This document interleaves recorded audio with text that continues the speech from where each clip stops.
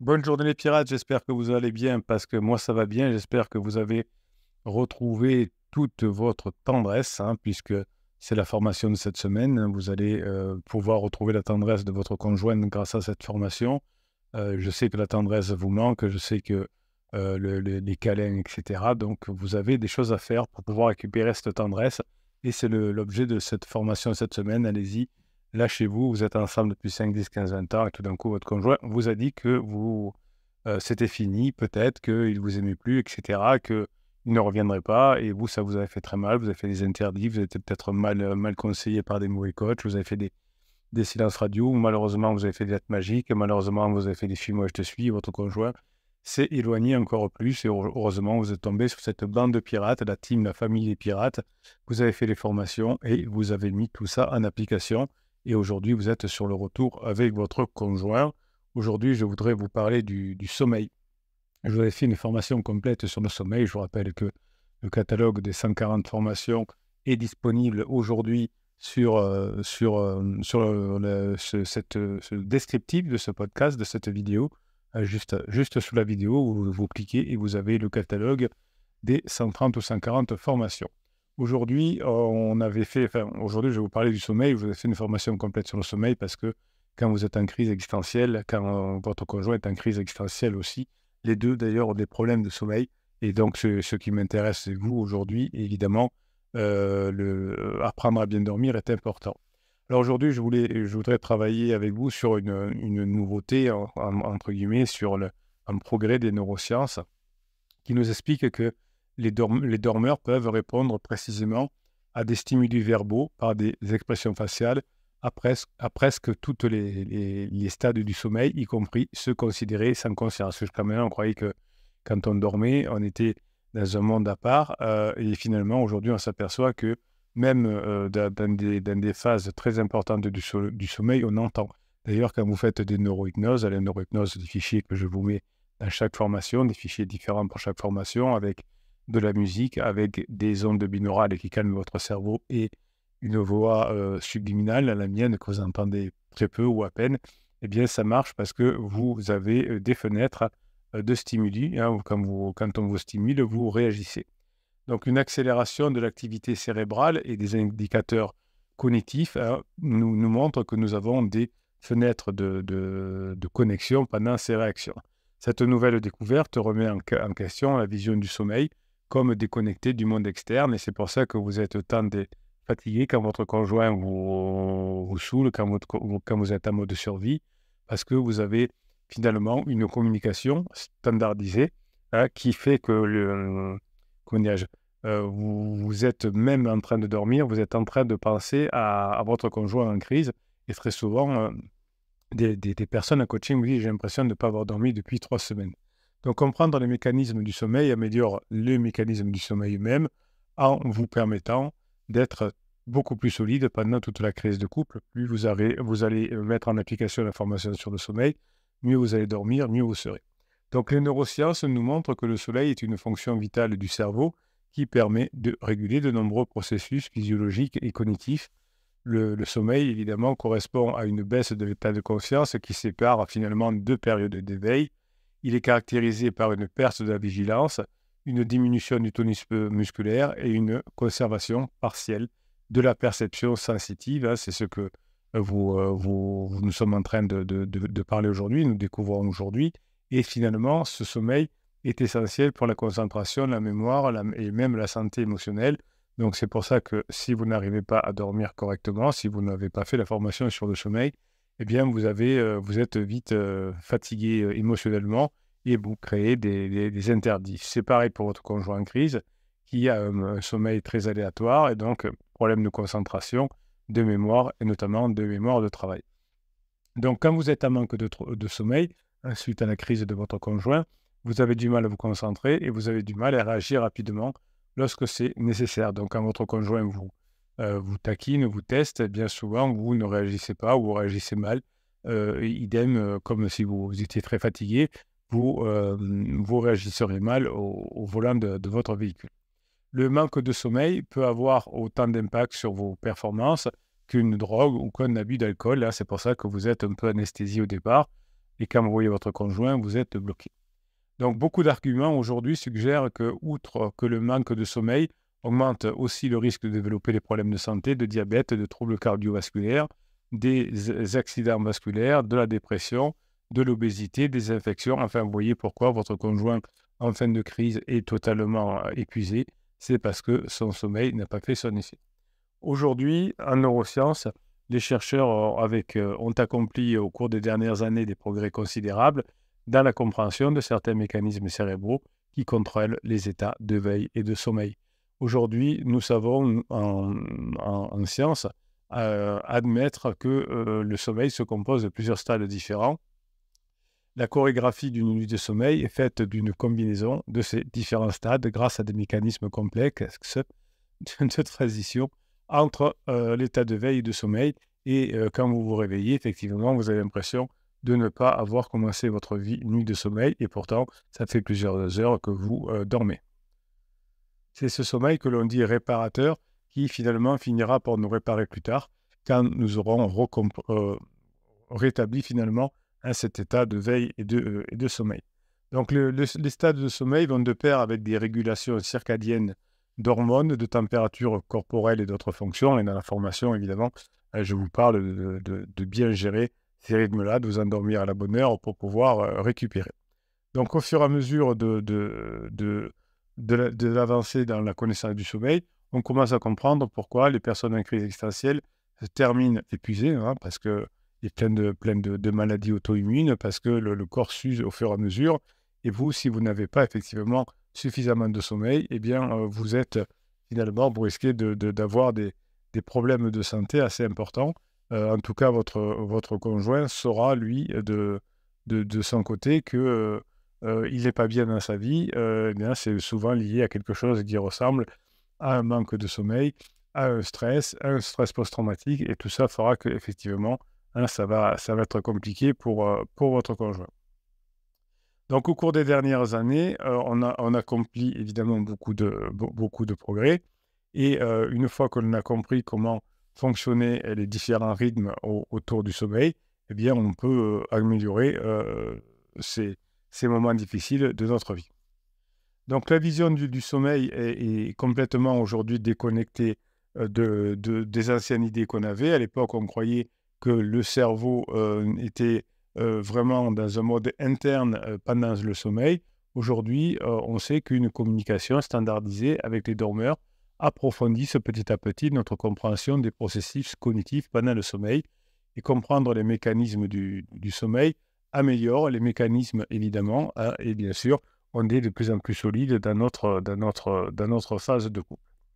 Donc finalement, le sommeil se décompose en plusieurs stades différents, chacun ayant des caractéristiques électrophysiologiques distinctes. Les stades du sommeil vont de pair avec ces fameuses régulations circadiennes, ces problèmes d'hormones aussi, que nous avons vus tout à l'heure. Donc ce sommeil que vous allez travailler pour bien récupérer votre conjoint a des fonctions encore mystérieuses, mais c'est effectivement déterminant pour votre santé. Vous passez plus d'un tiers de votre vie assoupi, et mémoire et apprentissage, métabolisme et immunité, évidemment, tout ça, beaucoup d'hypothèses doivent être encore confirmées, mais on s'aperçoit que l'enjeu détail, la fréquence des troubles du sommeil que vous avez pendant la crise de votre conjoint touche une part importante de votre santé, et vous allez petit à petit comprendre comment le sommeil influence la santé, les risques d'accident, et ça va vous motiver pour être vraiment dans un mode de sommeil efficace et réparateur pour pouvoir encaisser les chocs de la crise de votre conjoint. Heureusement, les progrès s'accélèrent aujourd'hui, et on sait de plus en plus comprendre comment fonctionne le cerveau. Aujourd'hui, on sait que les Français dorment 1h30 en moyenne de moins qu'il y a 50 ans, et 45% des moins de 45 ans considèrent qu'ils dorment moins de ce dont ils ont besoin. Donc, vous voyez que c'est des chiffres qui sont assez alarmants.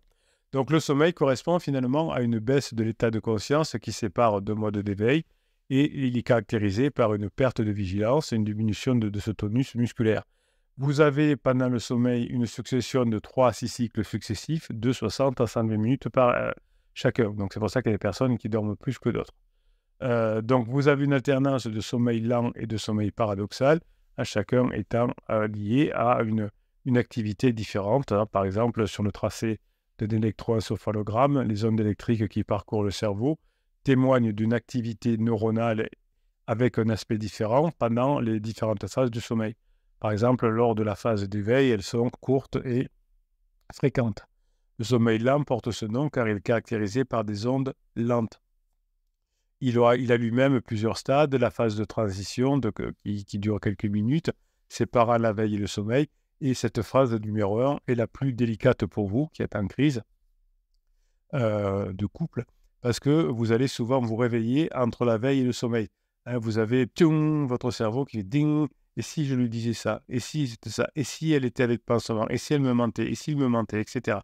Donc on a cette phase de transition entre la veille et le sommeil qui est très problématique pendant toute votre phase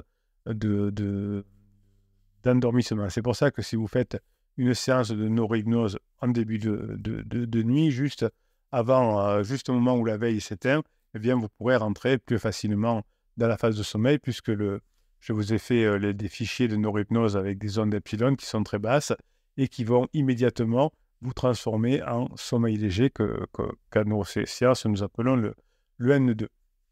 Ensuite, vous aurez des phases de sommeil progressivement plus profondes, mais il ne faut pas rater cette phase de transition N1 vers la phase de sommeil léger. C'est pour ça que je vous conseille de faire une séance de neurohypnose juste avant de dormir. Cette phase de sommeil profond dure plusieurs dizaines de minutes et pendant cette période, l'électroencéphalogramme montre la présence d'ondes de grande amplitude et de faible fréquence. L'imagerie fonctionnelle nous montre d'ailleurs une consommation réduite et donc un métabolisme cérébral enfin ralenti. Mais ceci dit, hein, le cerveau, on le sait aujourd'hui, n'est plus à monnaie interne, mais toujours capable d'entendre ce que l'on dit, ce qui se passe à l'extérieur. Hein, c'est pour cela que s'il y a un bruit ou quelque chose, l'instinct de survie peut réagir, même quand on met une personne en sommeil profond par de l'hypnose, eh bien la personne peut quand même se revenir. Donc finalement, c'était à ce moment-là, finalement, que pendant ce sommeil profond, on a des phénomènes de somnambulisme, hein, peut-être votre conjoint en a, ou peut-être vous, c'est à ce moment-là.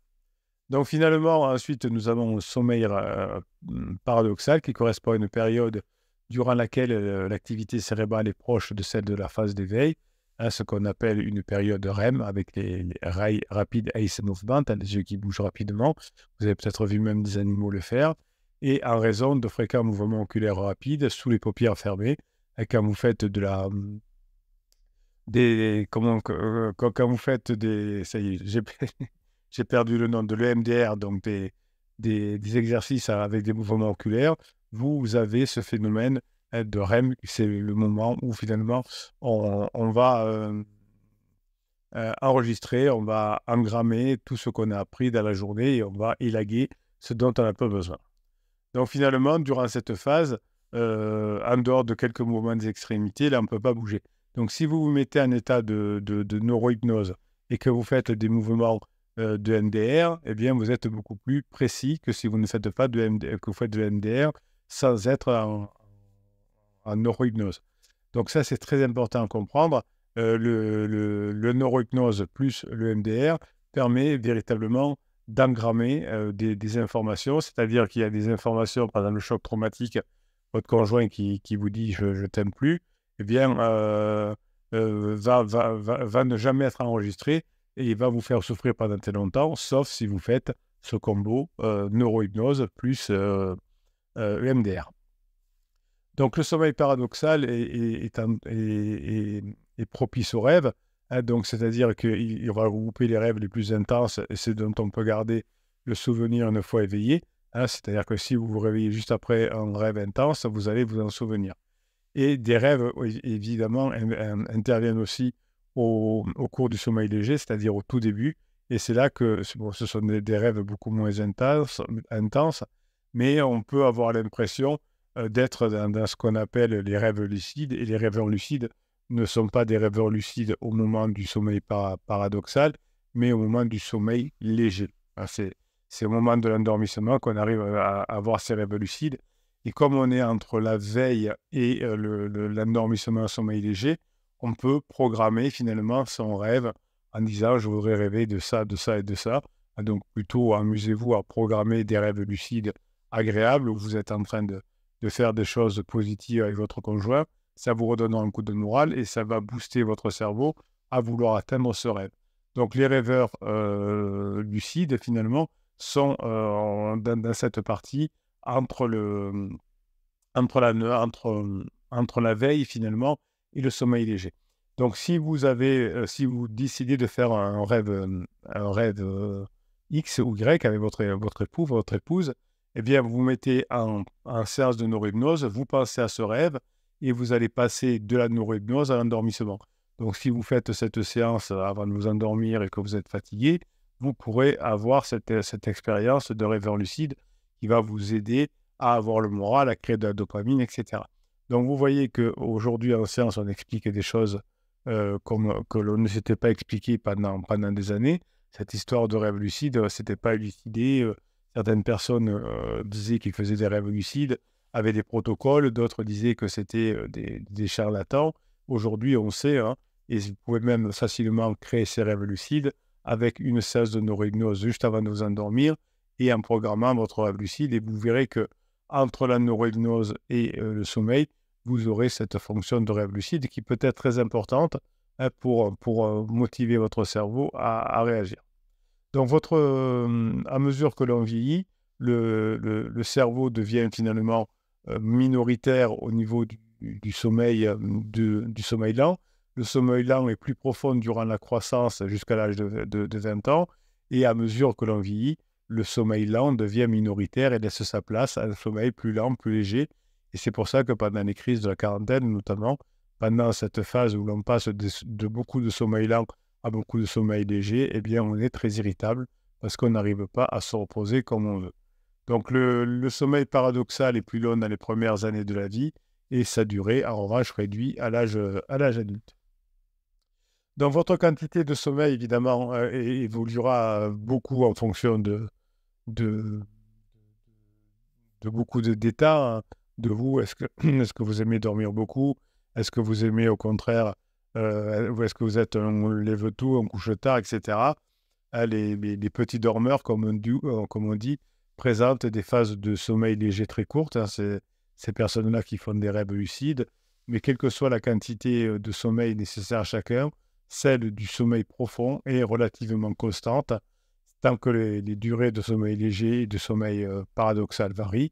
Ah, donc, si vous avez des troubles du sommeil, si votre conjoint a du mal à dormir, vous pourriez lui expliquer un jour que la neurohypnose est très efficace, hein, mais en tout cas, gardez-le pour vous pour l'instant.